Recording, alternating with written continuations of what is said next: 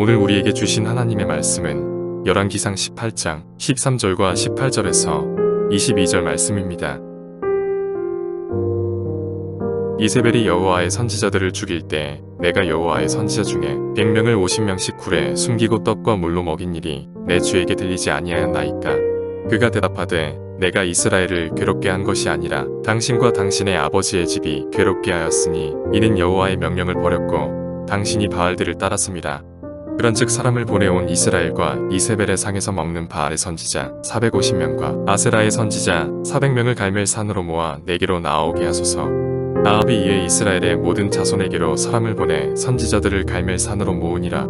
엘리야가 모든 백성에게 가까이 나아가 이르되 너희가 어느 때까지 둘 사이에서 머뭇머뭇하려느냐. 여호와가 만일 하나님이면 그를 따르고 바알이 만일 하나님이면 그를 따를지니라 하니 백성이 말 한마디도 대답하지 아니하는지라. 엘리야가 백성에게 이르되 여호와의 선지자는 나만 홀로 남았으나 바알의 선지자는 450명이로다.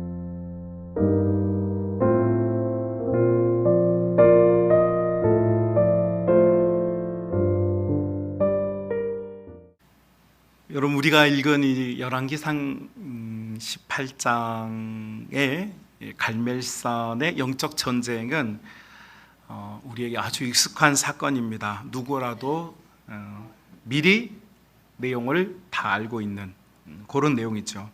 자, 그런데 오늘 우리는 덩어리 말고 그 옆에 부스러기 은혜를 조금 살펴보려고 하는데요. 우리가 미처 생각하지 못했던 부분을 함께 들여다보고 이 부스러기 은혜라도 먹고 마심으로 영적인 충만이 있으시길 주님의 이름으로 축복합니다. 자, 17장에서 엘리야는 하나님의 마음을 가지고 이 시대의 변화를 촉구하는 그런 선언을 합니다. 너희들이 원하는 것을 주지 않겠다. 모든 이 땅에 근원되는 물이 너희에게 공급되지 않을 것이다. 와 같은 이런 엘리야의 선언 이후로부터 하나님께서 엘리야를 보호하고 그와 함께 주셨습니다. 자, 엘리야와 하나님께서 이 땅의 변화를 위해서 그들의 생명의 근원인 물 문제를 접근을 했어요. 여러분, 이스라엘 백성들이, 히브리인들이 애굽에서 출애굽하는 과정에서 하나님께서 가장 먼저 터치한 곳도 물이었죠. 그래서 생수의 근원되는 나일강을 완전히 폐쇄시킴을 통하여서 사람들은 굉장한 고통을 겪어야만 했습니다. 그것처럼 북이스라엘의 하나님 자녀들을 변화시키기 위해서 하나님께서 이제 생명의 근원인 물 제공을 중단하셨죠. 자, 그런데 이렇게 하면 사람들이 회개하고 변화되어지고 그래, 하나님께 돌아가야 해, 이렇게 할 줄 알았는데, 아니, 사람들이 얼마나 악독한지 매를 맞아가지고는 변화되지가 않는 거예요. 여러분, 사람이 있잖아요. 매를 맞으면 변화가 되느냐, 이게 이제 증명해 보인 겁니다. 3년 6개월 동안 맞았는데도 변화가 안 돼요. 하나님께서 생각하실 때 이러다가 이 변화되기 전에 이 다 죽게 생긴 거예요. 아니, 하나님께서는 이 백성을 고치고 싶은 거지 죽이고 싶은 건 아니거든요. 그러니까 하나님께서 먼저 항복해 버렸어요. 아이고, 이러다가 내 자녀들 다 죽이겠다 싶어가지고 하나님께서 항복을 번쩍 하시고 내가 비를 주겠다. 이것이 18장 1절 말씀입니다. 내가 비를 주겠다. 북이스라엘 백성들이 변화된 게 아니에요. 변화되지 않았는데도 하나님께서 그들이 죽을까봐 하나님께서 먼저 항복을 해버리셨어요. 자, 3년 6개월 만에 시돈의 사르밧으로 주거지로 옮겼던 엘리야는 다시 사마리아 성으로 돌아오게 됩니다. 사마리아로 복귀하게 되었어요. 자, 그 동안에 그러면 아합 왕과 왕궁의 관료들은 가만히 있었는가? 그렇지 않았겠죠. 그 나라에 닥친 이 위험을 해결하기 위해서 동서분주하면서 여러 가지 일들을 했을 것입니다. 자, 그렇게 이 식수원의 문제를 해결하기 위해서 그들이 동서분주하는 동안 그들은 많은 해결책들을 내놓았지만 결국은 근본적인 해결책은 되지 못했습니다.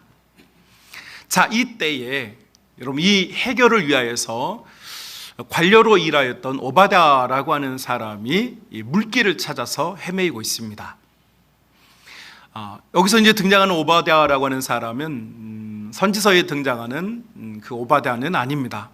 북이스라엘의 왕궁에서 관료로 섬겼던 이 사람이에요. 자, 이 사람이 자기 국가가 경험하고 있는 이 총체적인 위기를 해결하기 위해서 사막길로 다니고 있을 때에 우리가 알고 있는 이제 극적인 만남이 이루어집니다. 바로 엘리야를 만나게 돼요. 자, 그러니까 이 두 사람의 만남은 엄청난 의미가 있습니다. 왜 의미가 있느냐? 여러분, 이 오바댜라고 하는 이 사람은 이 고난의 시대에서 하나님의 선지자를 숨겨주고 있었던 사람이기 때문이요. 18장 4절 말씀 한번 볼까요? 18장 4절 말씀 함께 읽어봅시다. 시작. 이세벨이 여호와의 선지자들을 멸할 때 오베다가 선지자 100명을 가지고 50명씩 굴에 섬기고 떡과 물을 먹였더라. 아멘. 자, 이 오바댜라고 하는 사람은 이 절체절명의 상황에서 하나님의 종들과 선지자들이 해를 당하는 상황에서 이 사람은 자기와 자기 가족의 목숨을 걸고 하나님의 선지자들을 감추어 주었어요. 이 오바댜가 했던 이 일은 결코 쉬운 일이 아니겠죠. 여러분, 이 기근이 계속 되면 무슨 일이랍니까? 인플레이션이 일어나면서 식량 가격이 폭등하겠죠. 그런데 100여 명의 사람들을 3년 6개월 동안 먹인다? 얼마나 많은 재정이 투여해야 되겠습니까? 뿐만 아니라 비가 오자는 상황에서 식수가 없는 상황인데 이 100여 명의 사람들이 3년 6개월 동안 생존할 수 있게 물을 계속해서 제공을 해야 된다면 이 오바댜라고 하는 사람은 지금 그가 했던 일은 결코 작은 일이 아닙니다. 한두 명이 아니잖아요. 100여 명의 사람을 어떻게 먹이고 어떻게 물을 공급하냐고요. 자, 우리는 글씨로 읽어서 쉽지만 사실 오바댜는 이 일이 버거울 정도로 힘들었을 것입니다.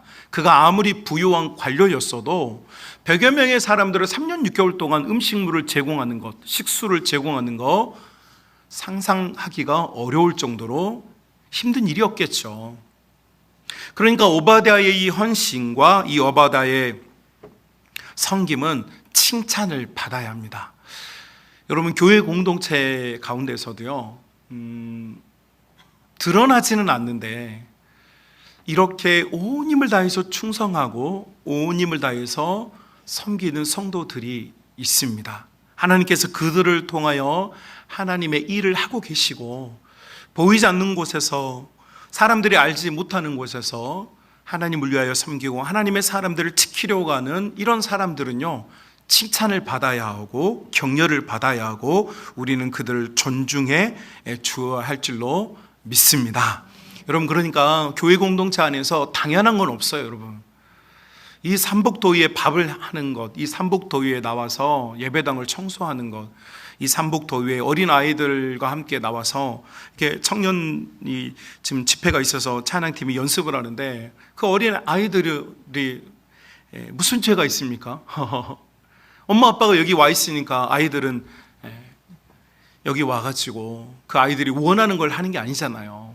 그런데 따라 나와서 여기서 놀고 노니까 된다 이게 아니잖아요. 여러분, 엄마 아빠가 여기 있는데 그 아이들 누가 케어줍니까?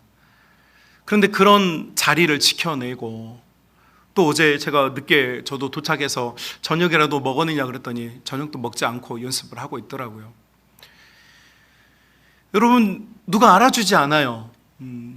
우리 성만의 가족들, 여러분이 처한 곳에서 교회를 섬기고 서로를 위해 섬기는 모습들 누가 발견하기 어려워요.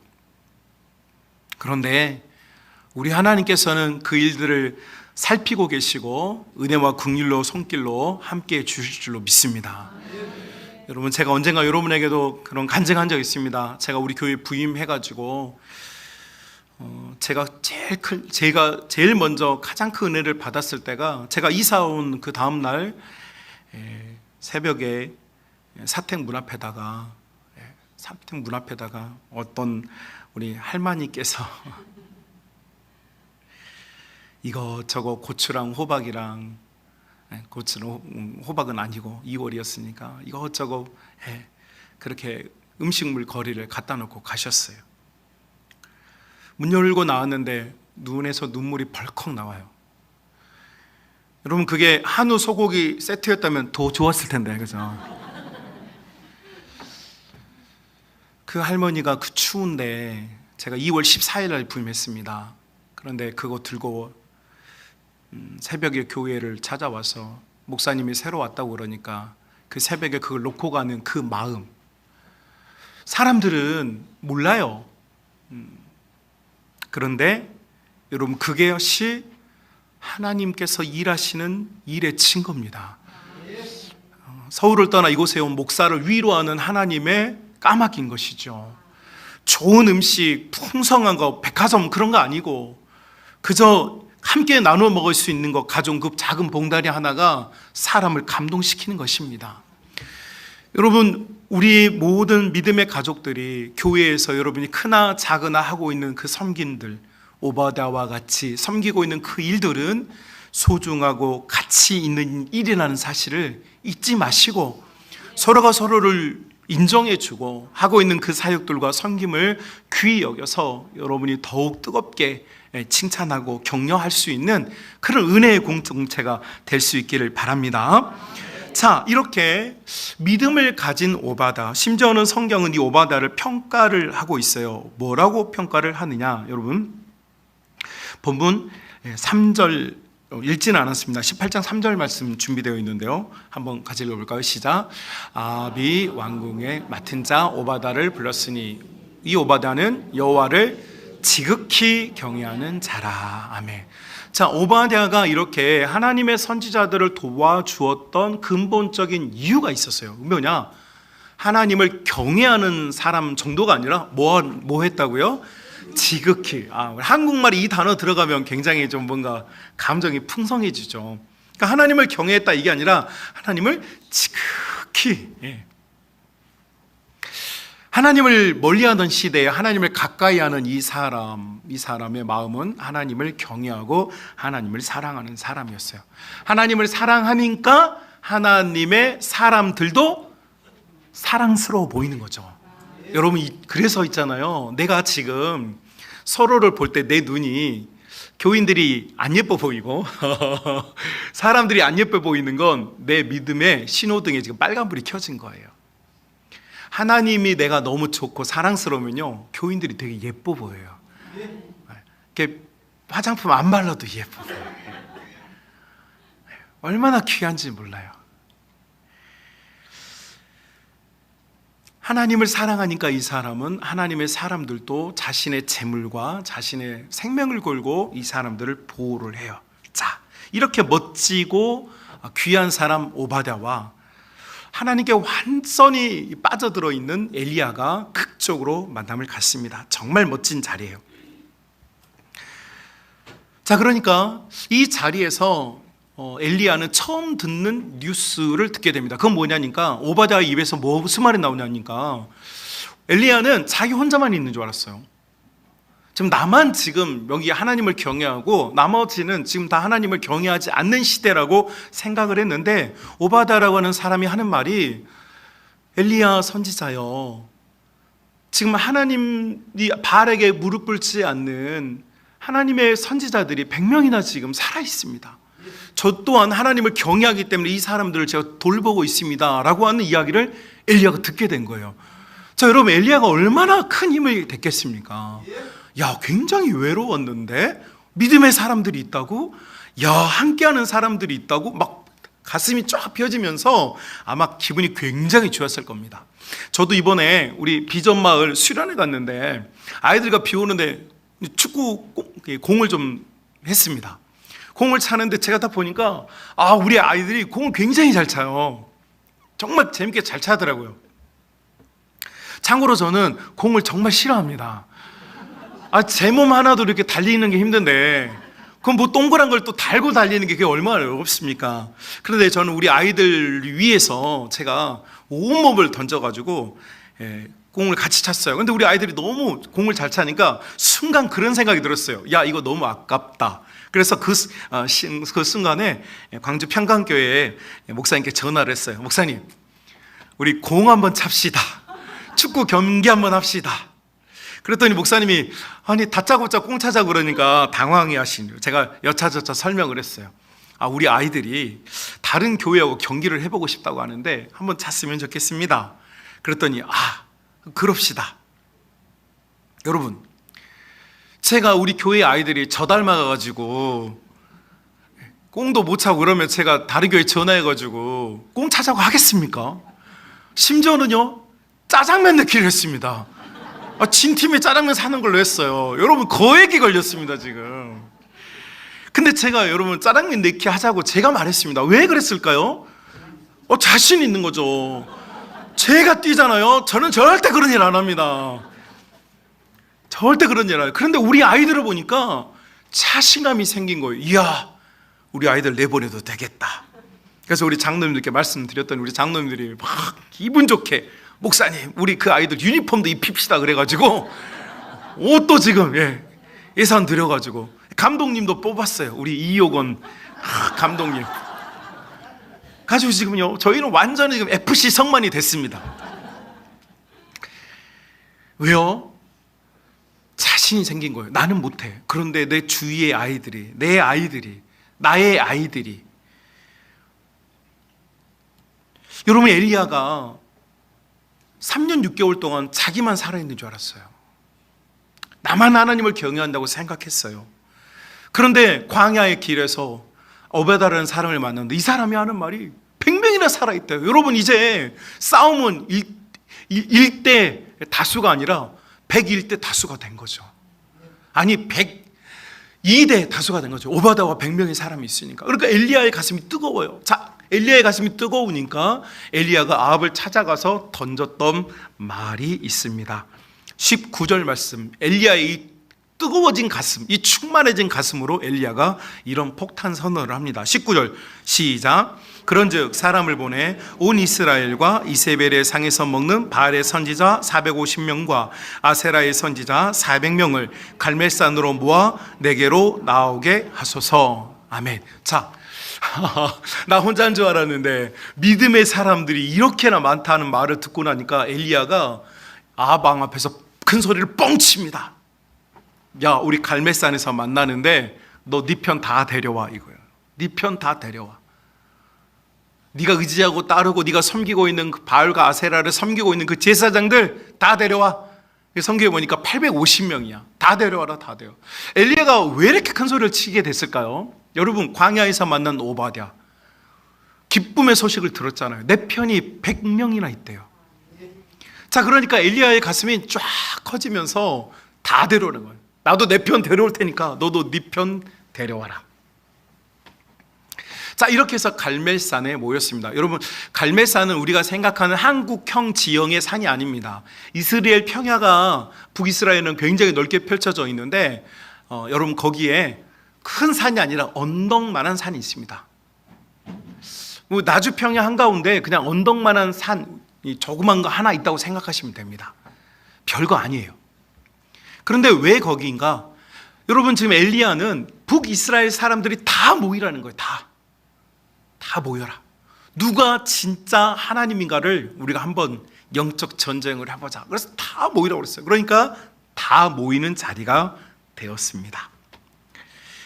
자, 그런데 여러분, 이 대결전의 날에 대반전이 일어나 버립니다. 여러분, 21절 한번 보실까요? 시작. 엘리야가 모든 백성에게 가까이 나와 이르되 너희가 어느 때까지 둘 사이에 머뭇하려느냐? 여호와가 만일 하나님이면 그를 따르고 바알이 만일 하나님이면 그를 따를지니라. 자, 이렇게 엘리야가 외쳤어요. 여러분, 결단하십시오. 하나님 누구입니까? 여호와 하나님입니까? 바알 하나님입니까? 여러분, 결단하십시오. 이렇게 외쳤어요. 자, 이렇게 외칠 때에 엘리야는 분명히 어떤 생각을 했을까요? 이렇게 외치면 이 3년 6개월의 고난을 통해서 그래도 어떤 깨닫는 자들이 분명히 손들고 나올 거야 라고 하는 기대가 있겠죠. 혹 그 중에 없다 하여도 최소한 하나님을 경외하는 오바다와 숨어 지냈던 100명의 하나님의 선지자 정도는 손들고 나와서 엘리야 편에 서기를 엘리야는 기대하고 있었겠죠. 자, 그런데 대반전이 일어납니다. 21절 하반절 이렇게 말할 때 백성이 어떻게 합니까? 한마디도 대답하지 아니하는지라 이렇게 되어 있습니다. 이 갈멜산에 엘리야는 100대 850으로 붙기를 원했어요. 이 정도면 해볼 만하다라고 생각했어요. 850대 1과 그렇죠? 1대 8은 다르잖아요. 그런데 이렇게 선포할 때에 엘리야 곁에는 아무도 없었어요. 하나님을 경외하는 오베다, 그리고 숨어 지내고 있었던 하나님의 선지자 100명도 나타나지 않았어요. 결과적으로 그 전쟁터에 선 유일한 사람이 엘리야가 되어버렸어요. 자, 여러분, 저는 오늘 이 지점을 함께 나누려고 하는 것입니다. 여러분, 우리가 우리의 믿음의 길을 가는 동안에 이 믿음의 세계에는 두 가지의 양면성이 있습니다. 하나는 교회 공동체 속에 우리가 머물고 있다는 거죠. 우리가 좋은 목회자, 좋은 교회, 좋은 성도, 좋은 장로님들, 좋은 관계를 가진 사람들과 함께 신앙생활하는 거, 이거 참 복입니다. 그래서 우리가 우리 자녀들을 타지로 보낸다든지 결혼하게 될 때 늘 목회자들이 하는 기도가 좋은 교회를 만나게 해달라고 축복하는 기도를 하죠. 그만큼 공동체를, 좋은 공동체를 만나는 건 아주 특별한 은혜입니다. 자, 그런데 여러분, 이렇게 특별한 은혜인 교회, 나도 그 특별함 속에 머물고 있고, 나도 누군가 이런 특별한 은혜와 사랑을 서로 네트워킹 할 수 있는 이런 관계가 공동체인데, 여러분, 공동체가 하나님 자체는 아니다라는 겁니다. 여러분, 우리가 하나님을 함께 믿고 함께 고백하고 함께 찬송하고 함께 믿지만요, 이 교회가 하나님은 아니라는 거예요. 여러분, 많은 사람들은 신앙생활을 오래 하다 보면 착각에 빠져듭니다. 이 교회가 하나님처럼 느껴져요. 왜냐하면 우리끼리 만나잖아요. 우리가 먹고 우리가 마시고 우리가 서로 돕고 우리가 서로를 이끌어가니까 이것이 신앙으로 생각해요. 여러분, 신앙은요, 하나님뿐입니다. 신앙생활은 교회에서 하지만요, 신앙은 하나님뿐이에요. 그러니까 우리는 양면성이 있는 겁니다. 하나는 우리는 교회 가운데 머물러요. 그러나 동시에 우리의 신앙의 대상은 하나님뿐이라는 거죠. 여러분, 우리가 교회 생활을 하는 동안 엘리야가 겪을 이 지금 마음의 동요를 한번 생각해 보십시오. 목숨 건 거 아닙니까? 엘리야는 이미 3년 6개월 전부터 목숨을 걸었어요. 나는 이 세상에 소망이 없다. 나는 이 세상에 아무것도 되지 않아도 된다. 나는 하나님을 믿는 것과 하나님을 믿는 것을 증명하는 삶, 이것이 나의 인생의 최고의 가치다, 이렇게 살아요. 그런데 생각지도 못한 동역자들이 있다는 거예요. 내 편이 있다는 거예요. 여러분, 이거 진짜 행복한 일이죠. 그런데 여러분, 내 편인 줄 알았던, 혹은 우리의 동역자인 줄 알았던 사람들이 나에게서 떨어져 나갈 때 우리의 정서와 마음은 흔들리는 거죠. 제가 자랐던 저희 모교회가 이제 세 번째 건축을 했어요. 원래 처음에는 조그만 이제 그냥 이렇게 예배당이었고, 두 번째는 이제 교회에서 땅을 사가지고 조그만한 1층짜리 예배당을 지었습니다. 그리고 세 번째 예배당을 이제 벽돌 건물로 2층짜리로 지었어요. 그러니까 제 인생에 저는 이제 저희 교회가 건축을 또 해가지고 지금 네 번째 예배당에서 지금 예배를 드리고 있는데, 세 번째 예배당을 건축하고 나니까 예배당이 이제 커요. 굉장히 커. 우리 예배당 한 2배에서 2배 반 정도 됩니다. 그런데 예배당 청소를 누가 하냐면 학생회가 있어요. 중고등부 학생회에서 예배당 청소를 토요일마다 하는 거예요. 당연하고 자연스러운 일이라고 생각하면서 중학교 1학년 때부터 예배당 청소를 하는데, 어느 순간이 되니까 일단 비 오는 날은 사람들이 안 와. 비가 오니까. 자, 눈 오니까 또 안 와. 날이 좋아. 그러면 또 안 와. 왜? 놀러 가야 되니까. 그러니까 토요일 날, 제가 학교 다닐 때는 토요일 오전에 학교를 갔거든요. 학교를 갔다가 이제 이게 오후에 오는데, 오후에 오면은 날 좋은 날은 공차로 가고 비 오는 날은 비 오니까 집에 가고 눈 오는 날은 눈 오니까 추워서 안 오고 이렇게 하다 보니까 처음에 예배당 지어놓고 모두가 다 너무 좋아가지고 막 엄청 저희 그 중고등부 학생회가 한 80명 정도 됐거든요. 그러니까 굉장히 활성화하게 돼 있게 재밌게 했어요. 그런데 어느 순간이 되니까 안 와. 그리고 결국 예배당 청소를 나 혼자 하고 있는 거예요.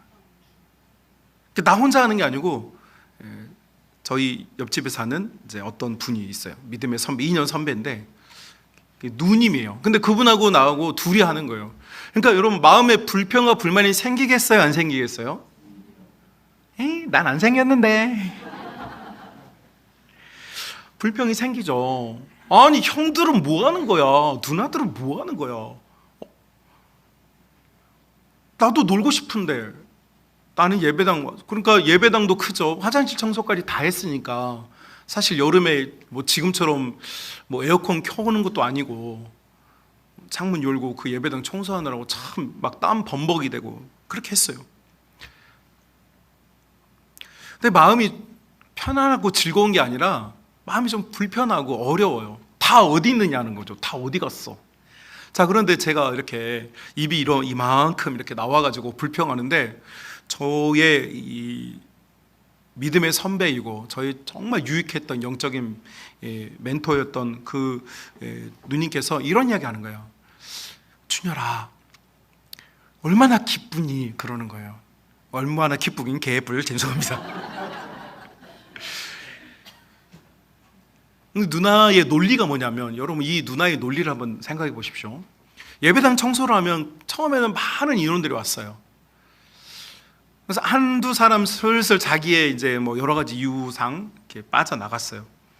누나의 논리는 뭐냐면, 우리가 함께 다 같이 청소할 때는 하나님께서 이 예배당을 청소하는 자들의 복을 나누어 줘야 된다. 80명에게 다 나누어 주는 거야. 청소는 한 번이니까. 그런데 다 빠져나가고 이제 너랑 나랑 둘만 남았다. 80명이 받을 복을 누가 받아? 다? 우리가 지금 받고 있다라는 거예요. 이게 누나의 논리였어요, 여러분. 여러분, 이 논리 이상한 논리죠.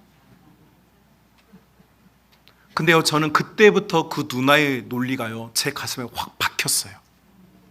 아, 하나님 일하는데 사람이 많으면 뺏기는구나. 저는요, 그래서요, 새벽에 많이 안 나오면 어떨 때 막 기뻐요. 막, 오, 예. 이 은혜, 여기 모인 사람들 다 가져가는 거야. 이런 생각이 찾아와요. 폭우가 치던 날 제가 문자 보냈잖아요. 위험하니까 오지 말라고 그랬더니 우리 교회 방모 어떤 장로님 있어요. 이름은 종민이라고. 그 양반이 문자를 못 보고 왔어. 교회 와서 문자를 봤대. 그래가지고 하는 이야기가, 문자를 일찍 봤으면 안 왔을 텐데 그러더라고요. 웃으면서 농담으로. 그런데 그날 그분하고 저하고 우리 부목사님하고 예배 드리는데 그렇게 눈물이 나더라고요. 여러분, 우리가 믿음의 길을 가는 데 있어서 사람은 중요합니다. 교회 이론들은 중요해요. 성도들 참 중요하죠. 그런데 있잖아요, 내 남편이, 내 자녀가 우리가 원하는 만큼의 믿음의 길을 가지 못할 때도 있어요. 아니, 믿었던 오바댜가, 아니 숨어있던 100명의 선지자들은 도대체 뭐 한 거예요, 도대체? 따지려고 그러면 목살 잡고 싶죠. 니네 뭐 했냐고, 어디서 뭐 했냐고. 그런데 있잖아요, 엘리야는 동요되지 않더라고요. 심지어 바알 아세라의 제사장들에게 하는 말이 얼마나 가슴이 뜨거운지, 야, 나는 내 편이 다 안 나왔지만 나는 하나님의 편이고 하나님이 내 편이 되니까 난 두렵지 않다. 그러니까 너희가 먼저 해라. 너희가 먼저 제사를 지내봐라. 네가 하고 싶은 대로 다 해봐라. 여러분, 이런 담담이 어디서 나옵니까? 사람을 의지하지 않는 뜨거운 가슴, 하나님을 의존하고 하나님만 바라보는 그의 진실한 믿음 때문이죠. 그래서요, 믿음의 길은요 오직 전진뿐입니다. 여러분, 우리 찬송 중에 다른 사람 어찌든지 나 주님의 용사되리 찬양이 있어요. 여러분, 우리가 함께 길을 가다가 어떤 사람들은 건강상의 이유로, 어떤 사람은 가정 형편상의 이유로, 어떤 사람은 시간이 없어서 다 떨어져 나갈 수 있어요. 그러나 여러분, 그것 때문에 낙심하지 맙시다. 믿음의 길은요 오직 전진뿐입니다. 그래서 좌로나 우로나 치우치지 않는 것이죠. 그래서 여러분, 히브리서의 저자 히브리서의 저자는 가슴이 너무 뜨거워서 히브리서 12장 1절, 2절, 11장에서 믿음의 사람들의 이야기를 꺼낸 다음에 믿음의, 우리 한국어 번역으로는 믿음의 주요 온전케 하신 예수를 바라보자 이렇게 되어 있지만요, 원어는 이렇습니다. 믿음을 시작하게 해주신 분이 예수님이시고 믿음을 완성하게 하시는 분도 예수님이니까 우리는 예수님만 바라봅시다. 이게 원문입니다. 그러니까 믿음의 주요 온전케 하신 예수라는 말이 아니라 믿음을 나에게 주신 분도 예수님이고 이 믿음도 완성해 주시는 분도 예수님이에요. 우리는 사람 때문에 낙심하면 안 된다라는 거예요. 여러분, 정말 믿음 있어 보였던 오바다가 앞에 나서지 못했고 3년 6개월 동안 하나님께서, 여러분, 엘리야는 까마귀가 물어다 준 거 먹었는데 이 100명은 얼마나 사랑을 받았는지 오바다가 가드자들은 물과 음식을 먹었잖아요. 더 사랑받았잖아요. 그런데도 나서지 못할 때 엘리야는 다른 사람을 탓하거나 원망하지 않았어요. 왜요? 사람은 내가 사랑해야 될 대상이죠, 의지의 대상이 아니에요. 내가 의지할 분은요 오직 하나님입니다. 여러분, 그러니까 이 부스러기 은혜가 있어요. 갈멜산에서 불이 떨어져 이런 건 막 덩어리 끊어져요. 그런데 부스러기 은혜는 뭐냐? 이 모든 이면에 엘리야가 변하지 않고 흔들리지 않고 사람 때문에 실망하지 않고 하나님을 바라보고 있구나. 믿음의 가정 여러분, 우리도 이 믿음의 길을 가는 동안에 낙심된 일이 찾아오잖아요. 사람 때문에 마음이 어려우실 때도 있어요. 때로는 목회자 때문에 여러분에게 절망이 찾아올 때도 있습니다. 그러나 우리 모두는 서로에게 하나님이 아닙니다.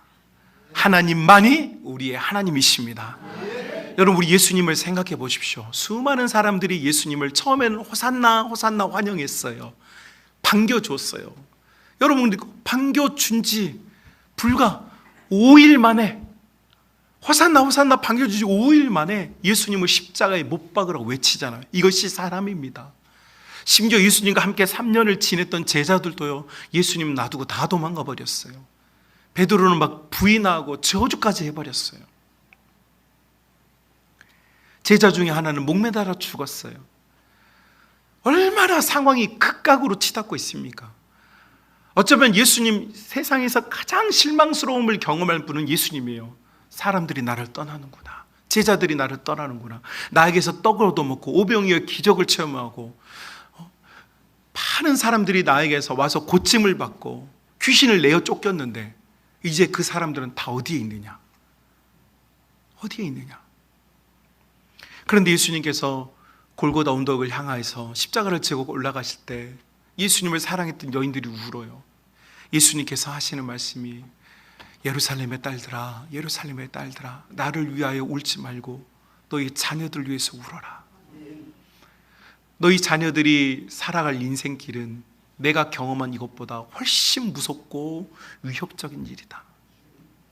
예수님께서는 그를 지지해주는 아무도 없을 때 골고다에 홀로 오르셨고 아무도 바라보지 않고 십자가에서 그분의 사명을 끝까지 완수해 주셨어요. 그래서 예수님께서 나의 구주가 되신 것이죠. 여러분, 우리도요, 내가 내 믿음의 길을 가는 동안에 내 자녀에게 이런 모습을 보여줘야 하지 않겠습니까? 세상이 흔들리는 것 같고 모든 것이 어려움에 빠졌을 때 내 자녀에게 나의 뒷모습이 믿음의 뒷모습, 우리 어머니가, 우리 아버지가 걸어갔던 그 은혜의 길을 우리가 보여주면서 걸어갑시다. 여러분, 여러분이 좋아하는 시인 중에 피천득이라고 하는 시인이 계십니다. 우리 교과서에서도 자주 볼 수 있는 시인이시죠. 근데 이 피천득이라고 하는 이 시인의 아버지가 일찍 돌아가셨어요. 또 어머니께서도 이 아이가 아직 소학교, 아직 어렸을 때 돌아가셨습니다. 그런데 이 피천득 시인이 자기 어머니를 기억하는 글들을 많이 남겼는데 그 글들에 제가 읽으면서 눈물이 또르르 또르르 흘러요. 별게 아닙니다. 그런데 이런 글귀가 저의 가슴을 적셔 주었어요. 우리 어머니는 아무에게나 심지어 벌레 한 마리에게도 함부로 대하지 않으셨다. 그래서 나도 곤충 한 마리도 쉬 죽이지 못하는 사람이 되었다 라는 표현을 쓰더라고요. 피천득의 어머니는 모든 사람을 이게 종이든 그 시대에 살던 종이든 그분들의 신분이 어떻게든 그분들을 다 사람으로 대해주었고 벌레 하나도 죽이지 않는 그런 마음이 착한 사람이었대요. 그런데 아들이었던 피천득은 그 어머니의 모습을 보면서 자기도 그걸 배웠다는 거예요. 여러분, 그래서 여러분 이제 혹시라도 기회가 되신다면 피천득 시인의 시를 좀 읽어보시면 정말 여린 그 배옥과 같은 섬세하지만 아름다운 글귀들을 볼 수 있어요. 작은 것도 무시하지 않는 사람. 여러분, 우리가 지금 내가 어떤 믿음의 길을 걸어가고 있느냐, 지금 우리와 우리 교회와 우리 자녀들과 우리 다음 세대에 이것을 지켜보고 있습니다. 여러분, 흔들리지 맙시다.